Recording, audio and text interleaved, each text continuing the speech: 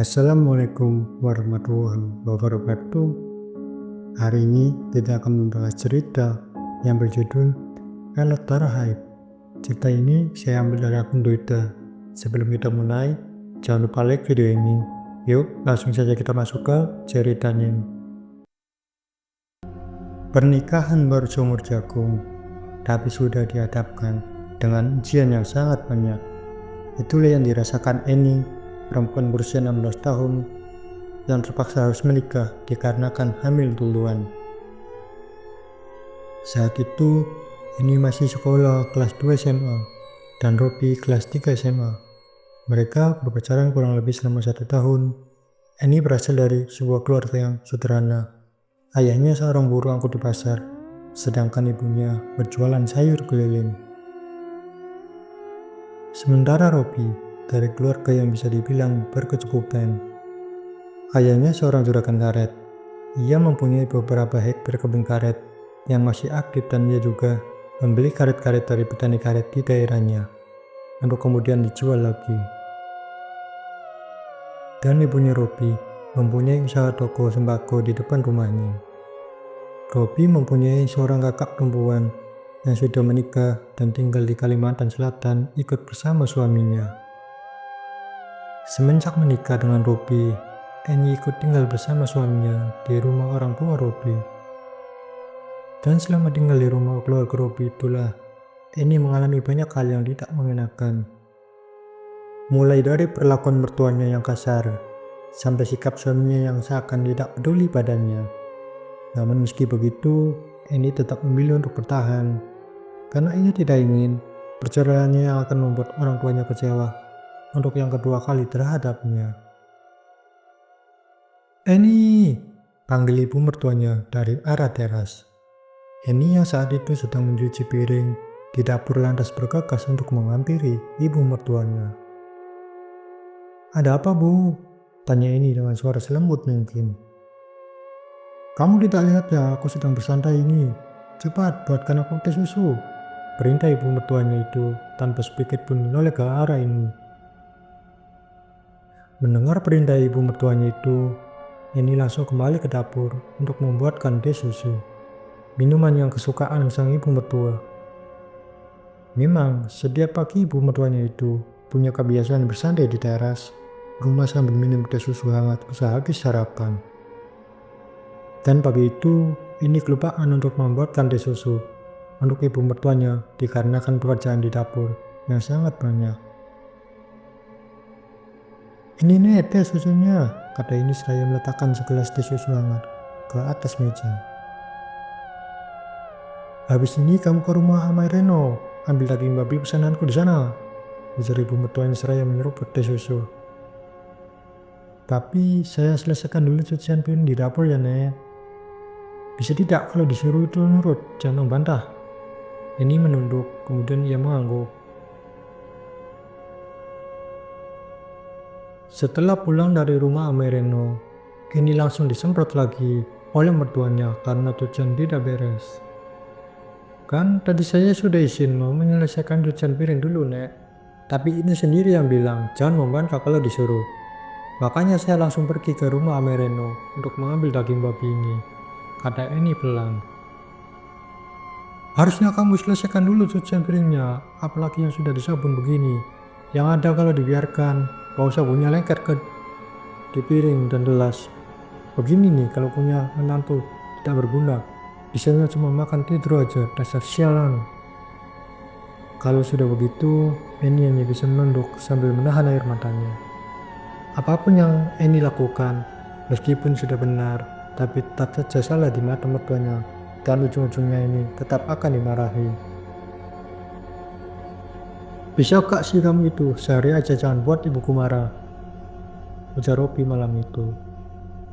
Aku sudah berusaha, Rod, tapi memang pada dasarnya orang tuamu tidak menyukaiku.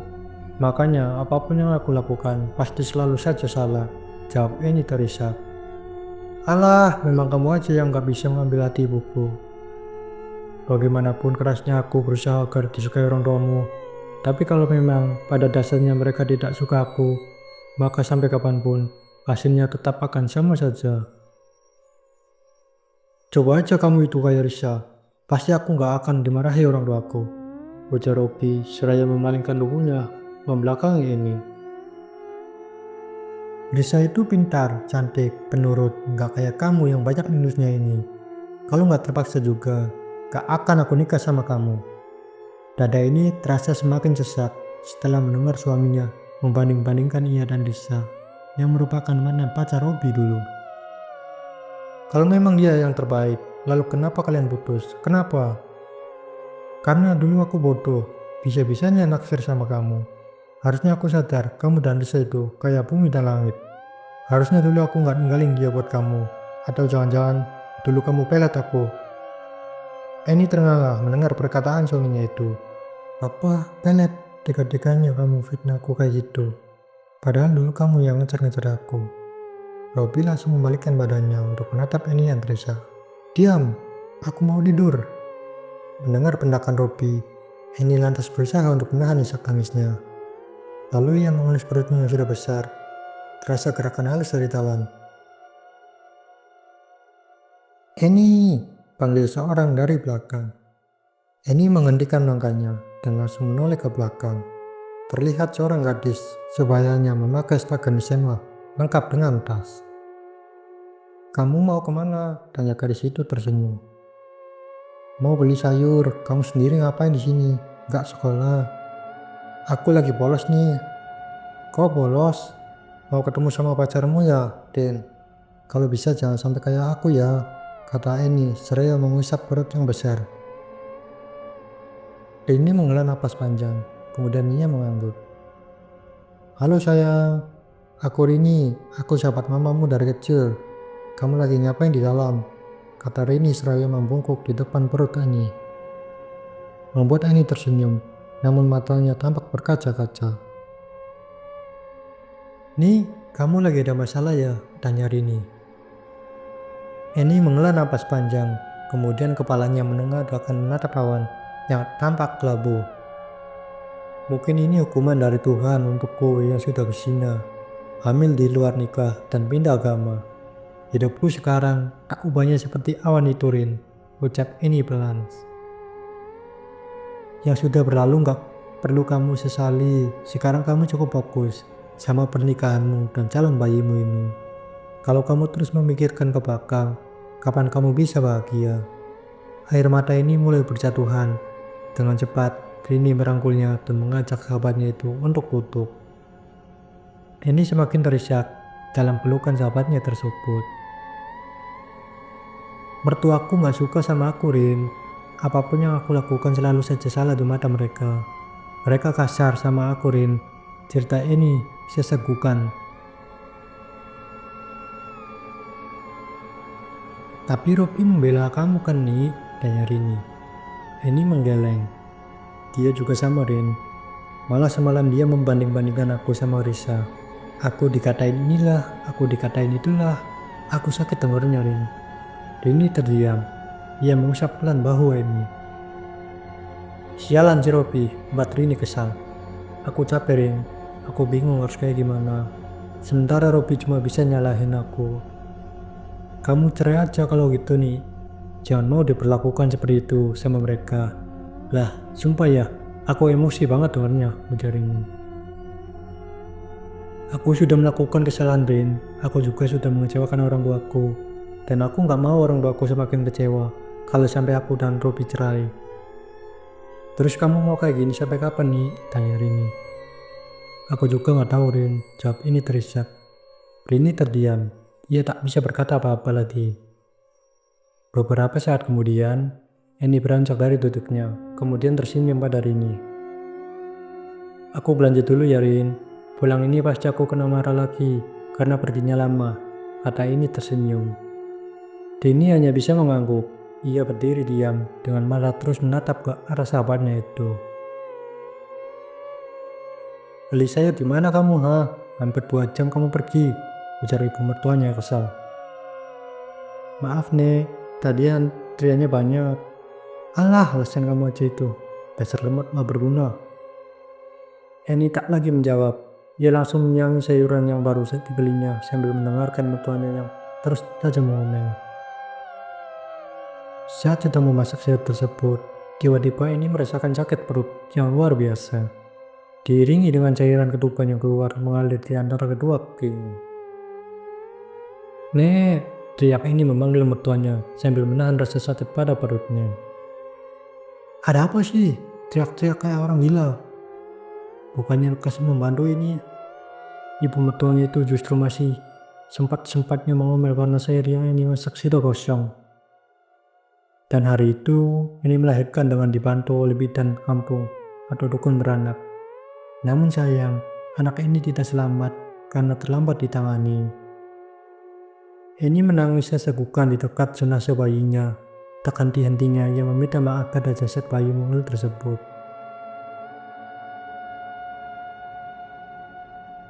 Berbeda dengan Robi, yang tampak tak peduli sama sekali pada bayi malang itu. Meski dalam suasana berduka dan rasa sakit sehabis melahirkan, ini masih tetap harus beberes rumah dan mencuci pakaian yang penuh darah setelah persalinannya. Dasar jorok, mencuci bekas darah jangan di rumah, di sungai sana, mencari ibu mertuanya. Tapi saya nggak kuat nek, harus ke sungai nek. Untuk berjalan saja rasanya sakit sekali. Ucap ini memelas, meminta belas kasih dari ibu mertuanya tersebut. Itu resikomu, makanya kalau malas jangan hamil. Akhirnya, mau tak mau, ini terpaksa pergi ke sungai untuk mencuci pakaian. Walaupun rasanya untuk berjalan saja sakit, tapi ia tetap paksakan juga untuk menuruni tangga lempeng menuju ke jamban dengan membawa sekeranjang cucian. Tangga lempeng adalah tangga yang terbuat dari batang pohon utuh yang setengah bagian dibuat menyerupai tangga untuk pijakan kaki.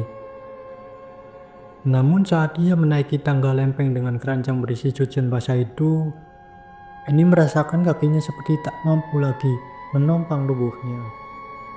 Hingga akhirnya ia terjatuh dan tak sadarkan diri. Untung waktu itu air sungai sedang surut, sehingga tubuhnya hanya mendarat di tanah, bukan di air.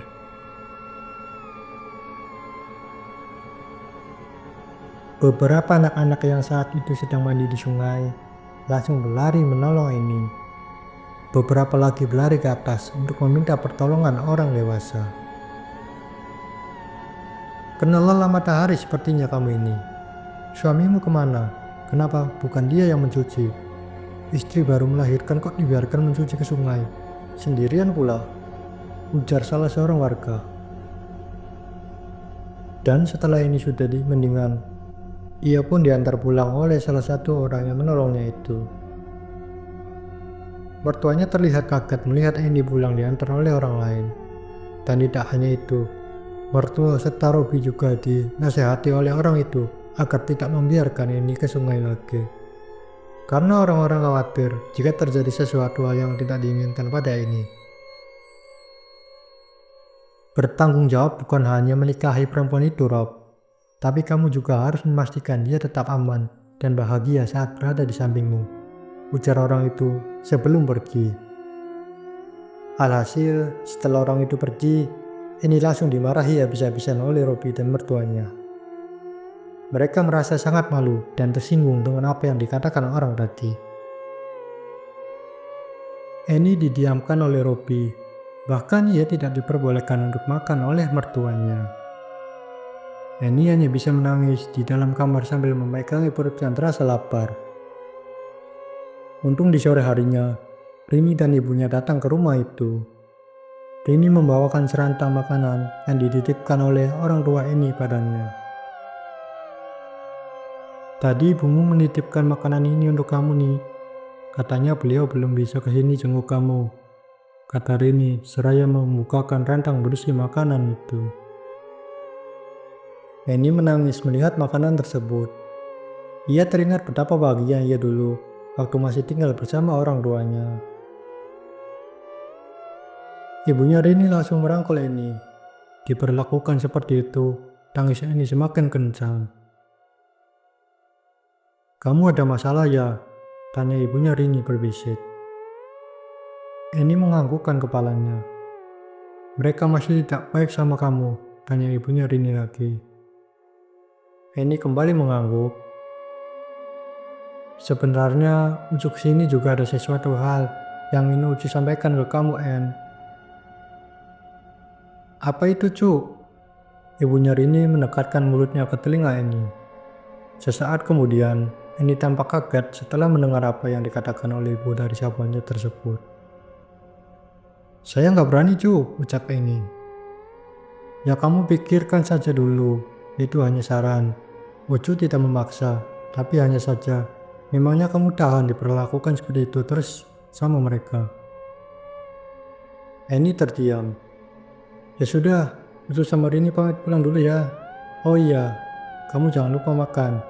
Pandangan setelah melahirkan semuanya jangan dilanggar. Jangan telat makan juga ya, dan minum jamu biar badan segar. Eni mengangguk dengan senyum yang dipaksakan. Aku pulang dulu ya, Ni. Hati-hati kamu. Jaga diri baik-baik.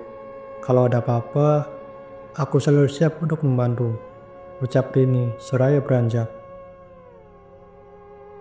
Sepulangnya Rini dan ibunya, ibu mertua ini langsung marah-marah pada Eni yang sedang memakan makanan di depan ibunya. Lain kali jangan ajak orang datang kemari. Aku gak suka orang-orang sembarangan masuk ke rumahku, ujar ibu mertuanya marah. Hamil karena pergaulan bebas saja bangga, segala minta dijenguklah, apalah dasar gak tahu malu. Air mata ini menetes masuk ke dalam rantang makanan yang ia bawa. Makanan sambil menangis, menahan sesak perasaannya seperti itu, benar-benar sangat sakit dan menyiksa. 1 bulan lebih telah berlalu. Masa nifas ini sudah berhenti, dan ia pun sudah mulai disuruh untuk memasak lagi.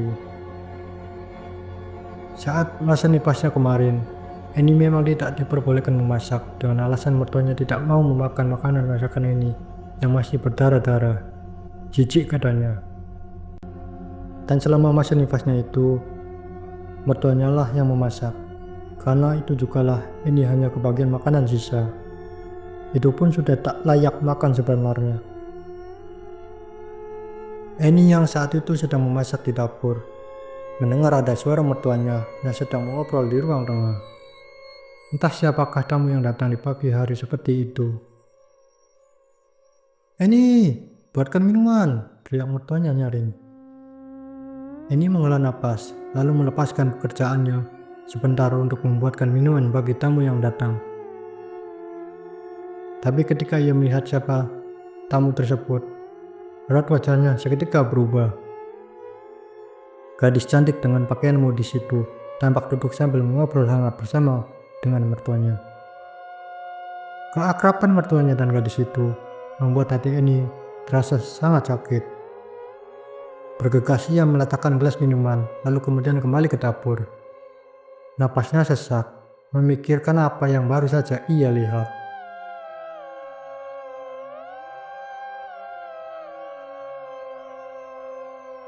Risa, ya, gadis yang bertamu itu adalah Risa, mantan pacar suaminya dulu.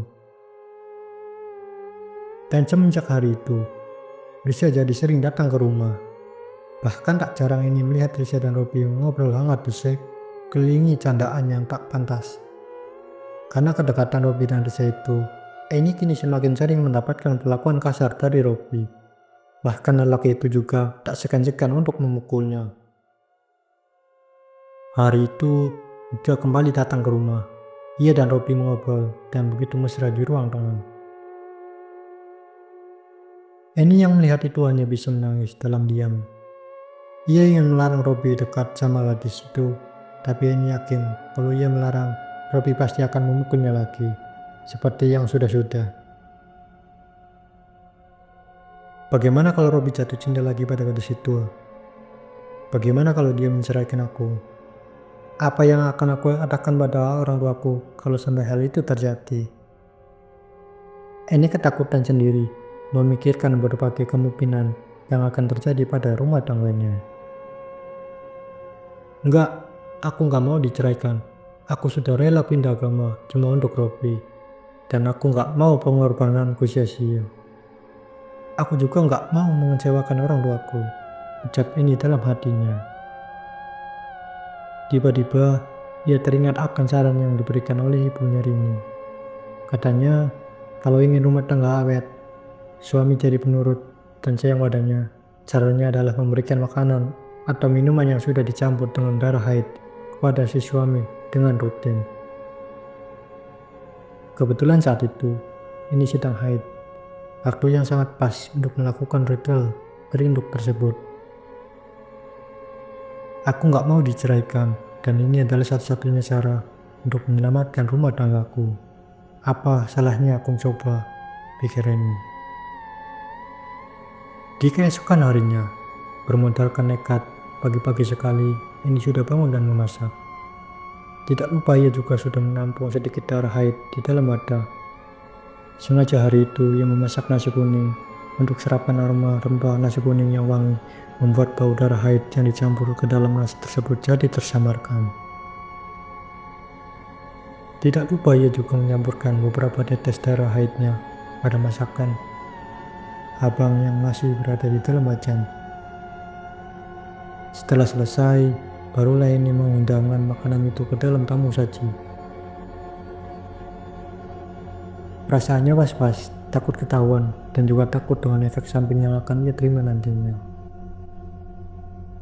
Namun ternyata apa yang ia takutkan tidak terjadi. Mertua dan suaminya tampak makan dengan lahap apa yang ini masak. Bahkan semua makanan itu habis tak tersisa. Ini tersenyum puas pada saat minggu pertama. Perubahan sikap pada mertua dan suaminya sudah sangat terlihat. Mertuanya Rini seperti takut saat bertatapan dengan Eni. Eni juga perlahan terbebas dari pekerjaan rumah yang tak pernah ada habisnya itu. Robi yang semula cuek dan kasar pun kini seperti anak kucing yang penurut bagi Eni. Dan setelah 3 bulan berlalu, apapun yang Eni katakan, Robi selalu menuruti. Namun efek pada Robi memang cukup berlebihan. Mungkin sebab ini lebih banyak memberikan darah haid pada Robi. Robi sekarang tak ubahnya seperti robot yang harus selalu disuruh lebih dulu agar melakukan pekerjaannya. Ia sama sekali tidak ada inisiatif dan keinginan untuk melakukan apapun. Ia hanya ingin selalu berada di dekat Eni. Tolong, lipat pakaian-pakaian ini. Setelah itu kamu cuci piring, ujar Eni pada Robi yang tampak duduk diam sambil menatap Eni. Robi mengangguk, kemudian mulai melipat pakaian-pakaian yang menumpuk di dalam keranjang. Setelah pekerjaannya selesai, Robi kembali diam untuk menunggu perintah selanjutnya dari Eni.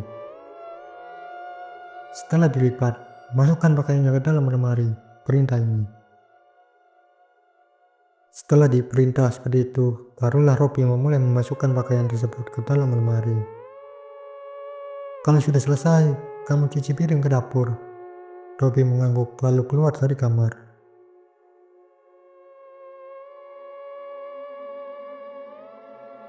Rin, aku merasa Robi yang sekarang itu kayak orang yang berbeda dari Robi yang dulu. Dia terlalu penurut dan apapun harus selalu disuruh dulu. Sekarang dia itu kayak orang bodoh, Rin, kata ini pada Rini saat sahabatnya tersebut datang mengunjunginya. Tapi dia sudah gak pernah kasar-kasar lagi sama kamu kan? Enggak sih, malahan aku yang sering kesal sama dia. Bawaannya tuh emosi terus kalau lihat dia kayak orang bodoh gitu, Rin. Ya menurutku sih gak apa-apa lah dia kayak orang bodoh itu, daripada dia suka kasar sama kamu.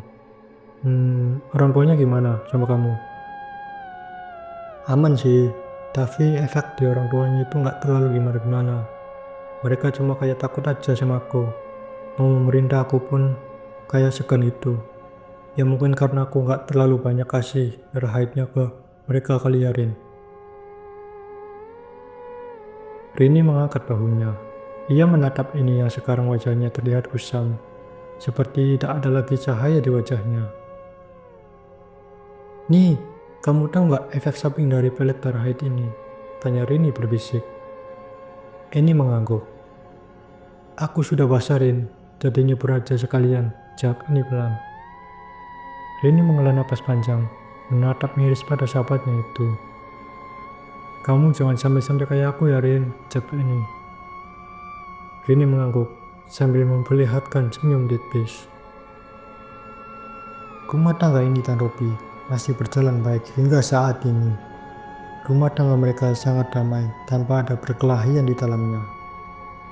Annie bertekad suatu hari nanti ia pasti akan jujur dan meminta maaf pada suaminya. Terlepas suaminya memaafkan aku atau tidak, ia akan menerima semua keputusan suaminya. Tapi untuk saat ini, Annie hanya ingin menikmati suasana harmonis di dalam rumah tangganya itu. Dan cerita pun selesai berakhir.